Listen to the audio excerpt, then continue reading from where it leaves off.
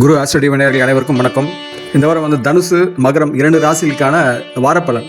அதாவது 3 மே மாதம் 2026 ஞாயிற்றுக்கிழமையிலிருந்து 9ஆம் தேதி மே மாதம் 2026 சனிக்கிழமை வரை தனுசு மகரம் 2 ராசிகளுக்கான வாரப்பலன்.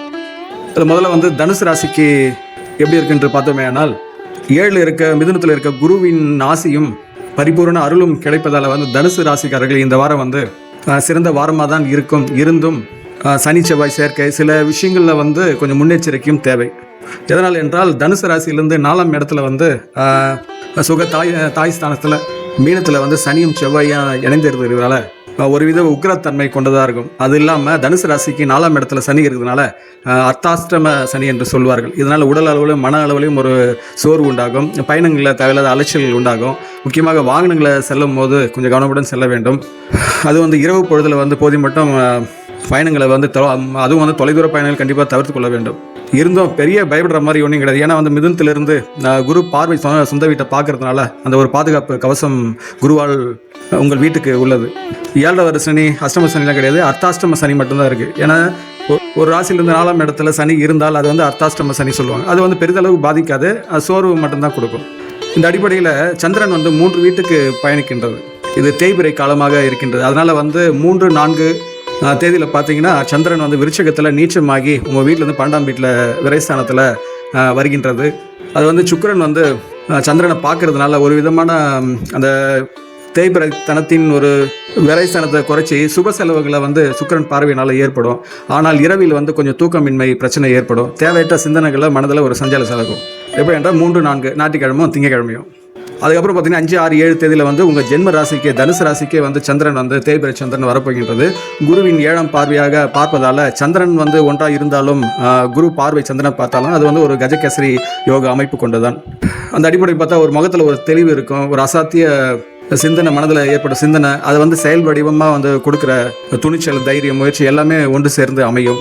அதனால் மே 5, 6, 7 தேதி வந்து உங்கள் ஜென்மராசி சந்திரன் வரப்போறதுனால குருவுடைய பார்வை இருக்கிறதுனால அந்த 3 நாட்கள் சிறப்பான நாள் இருக்கும். இருந்தும் தேய்பிறை காலம்ன்றதுனால எதையும் வந்து ஒரு முறைக்கு 2 முறை யோசித்து செய்யுங்கள். விஷயங்கள் செய்கிறதும் வந்து கொஞ்சம் காலதாமம் தடைப்பட்டு தான் போகும். குரு பார்வை இருக்கிறதுனால எல்லாமே சிறப்பாக நடந்தது கிடையாது. என்ன காரணம் கேட்டால் மீனத்தில் அர்த்தாஷ்டம சனி வந்து மீனத்திலிருந்து 10ஆம் பார்வையாக அவங்க தனுசு ராசியை பார்க்கறதுனால கடின உழைப்புக்கு பின் தான் வந்து பலன் தருவதாக இருக்கும். ஆனால் வெற்றி கிடைக்கும், ஏன்னா குருவின் பார்வை இருக்கிறதுனால. அதனால் ஒரு சலிப்பு அடைந்துட வேண்டாம். அந்த கஜகேசரி யோகா அமைப்பினால ஒரு காரியங்கள் சித்தித்தனம் ஏற்படும். அதுக்கப்புறம் வார இறுதியான வெள்ளி சனி 8ஆம் தேதி 7ஆம் 9ஆம் தேதி பார்த்தீங்கன்னா உங்கள் வீட்டிலேருந்து 2ஆம் வீட்டில் தனக்குடும் வாக்குஸ்தானத்தில் சந்திரன் செல்றதுனால குடும்பத்தில் ஒரு விதமான மகிழ்ச்சி நிலவும்.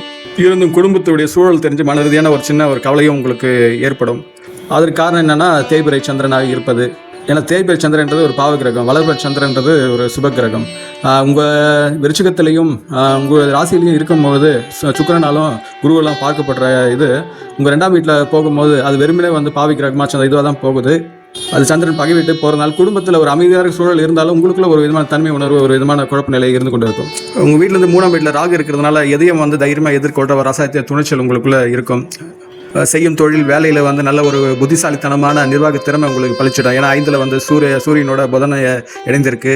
சூரியன் ஆற்றலால் புதன் அமுகப்பட்டதுனால உங்களுடைய புத்திசால நிர்வாக திறன் வந்து பிறருக்கு வந்து தெரியாது, ஆனால் உங்களால் அது புரிஞ்சு கொள்ள முடியும். தொழிலில் ஒரு முன்னேற்றம் வளர்ச்சி காண்பதாக இருக்கும். ஏன்னா 5ல் இருக்கிறதுனால அது திரிகோண அடிப்படையில் சுபத்துவம் தான். நீண்ட முயற்சிகள் பிறகு உங்களுக்கு தொழில் வேலை வாய்ப்பில் லாபகரமாக அமையும். பண வரவுக்கு குறை இருக்காது. 7ல் வந்து குரு இருக்குது. அது உங்கள் ஜென்ம ராசியை பார்ப்பதனால் சிறப்பு தான். 6ல் வந்து சுக்கிரன் இருக்கிறதுனால ஆடம்பர பொருட்கள் வாங்குறதுக்கு, வீட்டை அழகுபடுத்துவதற்கு சுப செலவுகள்லாம் வந்து ஏற்படும். இந்த 4ல் மீனத்தில் சனி இருக்கிறதுனால அர்த்தாஷ்டம சனி என்று சொன்னோம் பார்த்தீங்களா, அதில் தான் கொஞ்சம் இதுவாக இருக்குது. அதனால் தாயாரின் உடல்நலத்தை கொஞ்சம் கவனம் எடுத்துக்கொள்ளுங்கள்.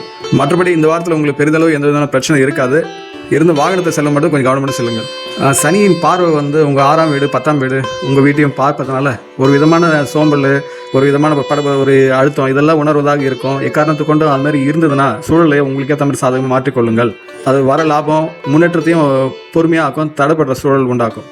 அதை மட்டும் கொஞ்சம் கவனித்துக் கொள்ளுங்கள். அதனால் இந்த வாரம் கொஞ்சம் உங்களுக்கு சிறப்புடைய வாரமாக தான் இருக்கும். உங்களுடைய வார அதிர்ஷ்ட எண்கள் பார்த்தா 3, 1. வார அதிர்ஷ்ட திசை வந்து கிழக்கு மற்றும் வடக்கு.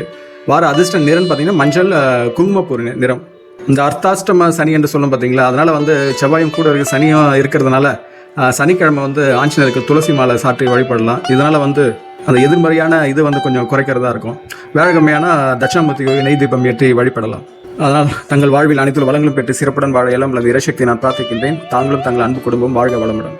மகர ராசிக்காரர்களுக்கு, மகர ராசிக்கு உங்கள் ராசிநாதன் 3ல் இருக்கிறது ஒரு விதம் நல்லது. ஆனால் கூட செவ்வாய் இருக்குது, அது மட்டும் இல்லைன்னா சிறப்பு தான். இருந்தும் உங்கள் ராசிநாதன் நட்பு வீட்டில் இருக்கிறதுனால பாவகிரகங்கள் 3ஆம் வீட்டில் இருக்கிறது ஒரு விதம் நல்லது தான். தைரியத்தையும் தொழில் ரீதியான போட்டிகளையும் வந்து எதிர்கொள்கிற மன வலிமை இருக்கும். புதிய முயற்சிகள் ஒப்பந்தங்கள் எல்லாம் வெற்றியையும் லாபத்தையும் ஈட்டி தரும். உங்களுக்கு வந்து 7 வருட சனி இல்லை, அதனால் இதுக்கு முன்னாடி 7 வருட சனியில் பாதிக்கப்பட்ட இதெல்லாம் உங்களுக்கு தெரியும். அதனால் சனி போனதுனால உங்களுக்கு வந்து சனியினால் வந்து உங்கள் ராசிநாதனால் பல நன்மைகள் தான் ஏற்படும். அந்த அடிப்படையில் சந்திரன் வந்து 3 ராசிக்கு இடப்பெயர்வு ஏற்படுகின்றது. 3ஆம் தேதி 4ஆம் தேதியில் பார்த்தா உங்கள் ராசியிலிருந்து 11ஆம் வீடான விருச்சிகத்துக்கு சந்திரன் வரதுனால, அது தனஸ்தானமாக இருக்கிறதுனால உங்களுடைய மூத்த சகோதரர்கள் மற்றும் உங்கள் நண்பர்கள் வழிகளை சின்ன உதவிகள்லாம் கிடைக்க வாய்ப்புள்ளது.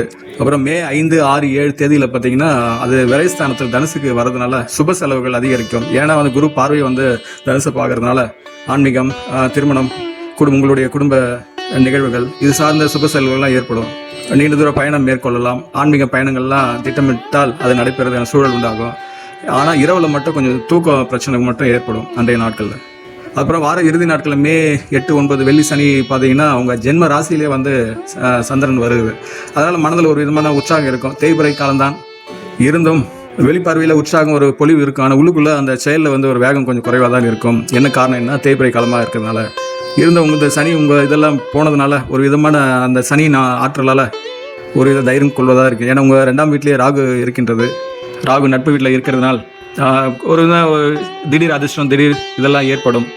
அசாத்திய துணிச்சல், தைரியம் உங்களுக்கு இருக்குது. ஏன்னா கூட வந்து செவ்வாய் இருக்குது, அது ஒரு வேகமான கிரகம். உங்களுடைய ராசிநாதனை வந்து அது வேகத்தை அதிகப்படுத்தும்.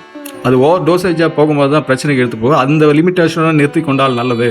வாகனத்தை செல்லும் போது ஒரு லிமிட்டேஷன், ஸ்பீட் லிமிட்டேஷன் ஒன்று இருக்குது, 50 கிலோமீட்டர். அதை தாண்டி நல்லா வேகமாக போகுதுன்னு சொல்லிட்டு 70, 80 போனால் என்ன ஆகுது? ஆனால் அந்த சூழலுக்கு வந்து எடுத்துகிட்டு போகும் உங்கள் ராசிநாதனை. அதனால் அந்த லிமிட்டோடு நிறுத்திங்கன்னா உங்கள் பயணங்களும் வந்து நல்ல அனுபவமாக சிறப்பான அனுபவம் கொண்டதாக இருக்கும்.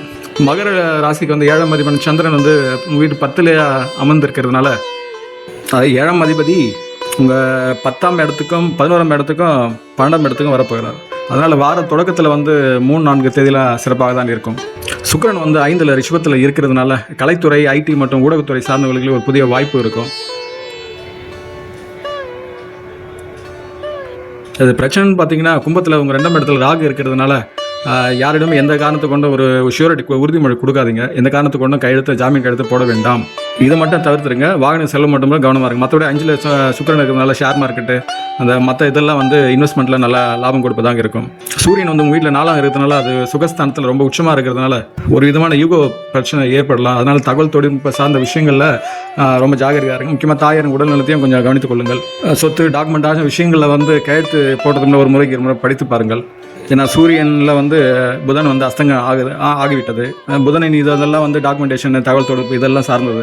அது அஸ்தம் ஆனதுனால இந்த விஷயங்களில் வந்து ஒரு விதமான கண்ணை கட்டுறதா இருக்கும். இதை மட்டும் கவனித்துக் கொள்ளுங்கள். இந்த வாரம் பார்த்தீங்கன்னா ப்ளஸ்ஸும் மைனஸும் 2 ஈக்குவலாக தான் இருக்குது. அதை நீங்கள் மைனஸாக இருக்கிறத ப்ளஸ்ஸாக ஆக்குறது உங்களுக்கு முழுமையான விழிப்புணர்வு தான் இருக்குது. அதனால் இந்த வாரம் வந்து ஒரு சுமாரான வாரம் தான். இந்த வாரத்தின் அதிர்ஷ்ட எண்கள் பார்த்தீங்கன்னா 8, 6, 9. வார அதிர்ஷ்ட திசைன்னு பார்த்தீங்கன்னா மேற்கு, தெற்கு. வார அதிர்ஷ்ட நிறம் வந்து நீலம், கருப்பு மற்றும் வெள்ளை. ஞாயிற்றுக்கிழமையும் புதன்கிழமையும் வந்து பசுக்கு வந்து அகத்திக்கிற கொடுங்க. அது வந்து 4ஆம் இடத்துல இருக்க சூரியன் அந்த உக்கிரத்தை வந்து அது குறைப்பதாக இருக்கும். வியாழக்கிழமைனா தட்சிணாமூர்த்தி குரு பகவானுக்கு வந்து வழிபாடு செய்யலாம். சனிக்கிழமையான சனீஸ்வரனுக்கு எள்ளெண்ணெய் தீபம் ஏற்றி வணங்கலாம். இதனால் எதிர்மறையாக இருக்க ஆற்றலாம் வந்து நேர்மறை ஆற்றலாக மாறும். அதனால் தங்கள் வாழ்வில் அனைத்து வளங்களும் பெற்று சிறப்புடன் வாழ எல்லாம் அந்த இறைசக்தி நான் பிரார்த்திக்கின்றேன். தாங்களும் தங்கள் அன்பு குடும்பம் வாழ்க வளமுடன். இக்காணொலி வந்து உங்கள் நட்பு வட்டத்திலும் உறவட்டையும் பகிர்ந்து கொள்ளுங்கள். சப்ஸ்கிரைப் செய்யலாம், சப்ஸ்கிரைப் செய்து கொள்ளுங்கள். நன்றி.